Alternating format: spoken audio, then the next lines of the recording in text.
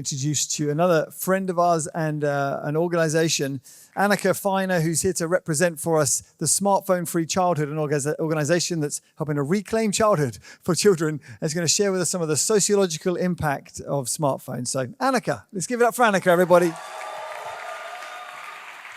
So yeah, hi, my name is Anneka. I'm from Emmanuel Church, Brighton, and they're sitting back there. And I'm going to speak to you a little bit about raising families in the smartphone era.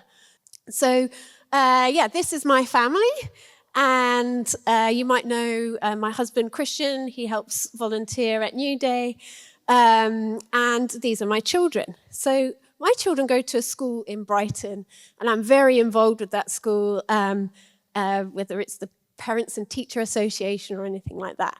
There's a very big event in Brighton where every single school, primary, secondary, was going along to it, all of the head teachers, all of the staff.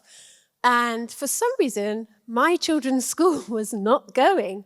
And I was just so surprised. So I went and chatted to them. And they said, oh, it's because it clashes with our governor's meeting.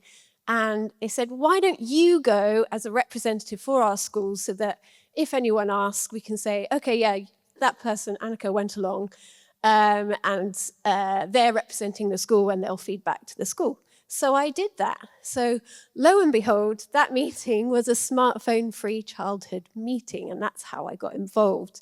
So there they had a whole bunch of experts, whether it's police, head teachers, doctors, pediatricians, healthcare specialists, all sorts. And they brought all of their knowledge and shared all of their content about smartphone-free childhood. And that is what I'm going to talk to you about.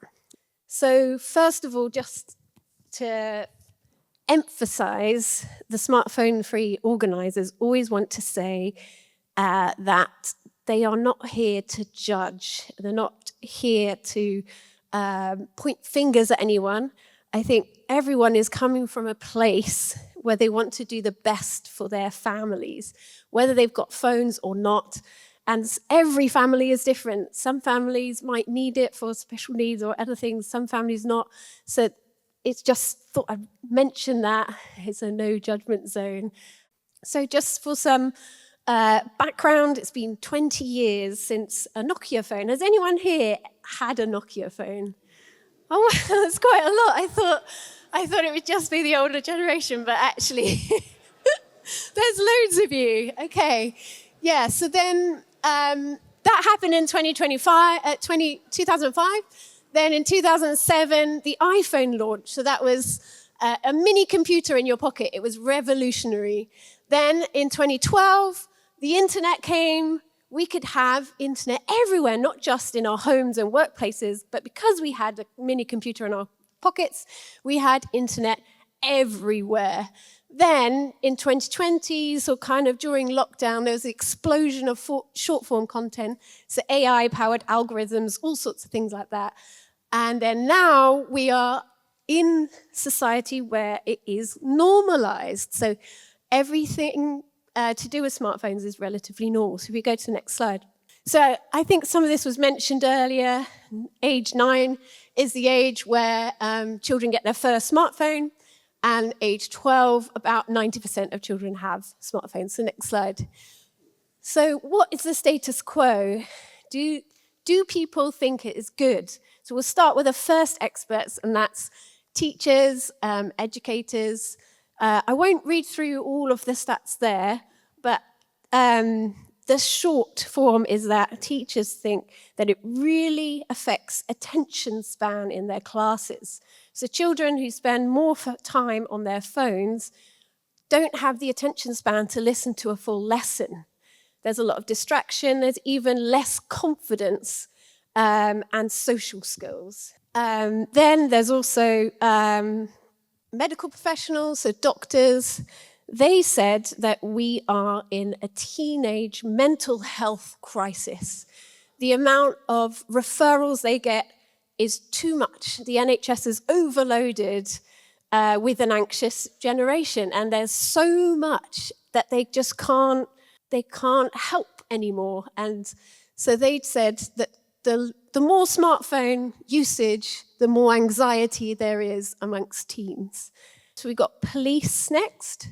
So the police say that smartphones expose people to content that they can't unsee. That's not just exposure to images, so unwanted images, but also unwanted people. So there's a percentage of reported cases of incidents of grooming for different platforms there. But the longer that children are on smartphones, the more likelihood that they are in contact with groomers. So that's really sobering and difficult news to hear. So then finally we'll go to youth. What did youth say? So most of them say they just can't escape the online world. So for bullying, for example, they can't just go to school, leave, and then when they come back from school home in their safe place, they can't escape it because the online world comes with them. They're never in a safe place anymore. So that's what youth have been saying. There's also some more statistics there as well. So where are we now? We're in an impossible situation. Either we give our children an addictive product that has content that's going to be difficult for them, or we risk alienating them from their peers. So we're in a situation where parents don't know what to do. We're in a lose-lose situation. So we go to the next slide. So this is how smartphone-free childhood started. Two parents started talking about this issue, and they said, well, do we give them a smartphone or do we not? This is what I think. And they put it, made a WhatsApp group, put it on Instagram, and it went viral. And parents across the UK started joining them saying, actually, yes, this is an issue that we need to talk about. And then schools across the UK also implemented different phone bans. So it went across the UK, but also globally. So I think there are 32 global groups that are also implementing some of these things. So what is being implemented? They are talking mostly about delaying smartphone usage. So not banning it totally, it's just delaying it. So mental health experts say that for children, they're still developing their brains. And so by the age of 14 to 16, that's where they're possibly able to see content a bit more and process it. But at a younger age, it's more difficult to do that. But you can have other things, so say, for example, a simple phone, so you can still be in contact with your friends or your family. You have a family computer, or I think some of the people already talked about tags. So some parents really want to know where their children are all the time, so they'll get them a tag. So how is this implemented? If we agree to delay our smartphones for everyone, then the peer pressure reduces. But if we act alone, it feels like it's impossible, but together, it's more powerful. So they say that if in a class, 25% of parents don't give phones to their children, it's more than over the percentage. So what have we done? There's a parent pact. So thousands of people have been signing these parent pacts, and there's thousands of schools that are part of it, and there's some flyers at the back if you want to join and be part of that movement. So what about youth that are older? What do we do?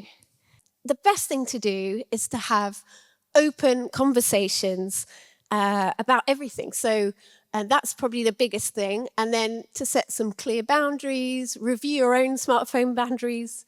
But also for you guys who lead youth groups, why not think about having a no phone zone? Bring a big box with a lock on it, have youth put their phones in that box for the beginning of the session and then give their phones back at the end. Gives them no distraction. It means they can come to God without any distraction and have that hour or maybe hour and a half without their phones, and they can just come to God. Just to finish off with, and now, O Lord, for what do I wait? My hope is in you. We have a creator God. He's a healer, creator. He restores our souls. We know that we can come to him with these things. And I know that Steph Liston said earlier, perfect love casts out fear. So what can we do with this generation? We know that there is a silent revival going on. Perhaps it is because they're looking at their phones and they're not getting what they want. There's a hole in here that they're not filling. So what can we do as youth leaders? We can point them to our God, who is our healer and who is our restorer, and he restores our soul. So there we go.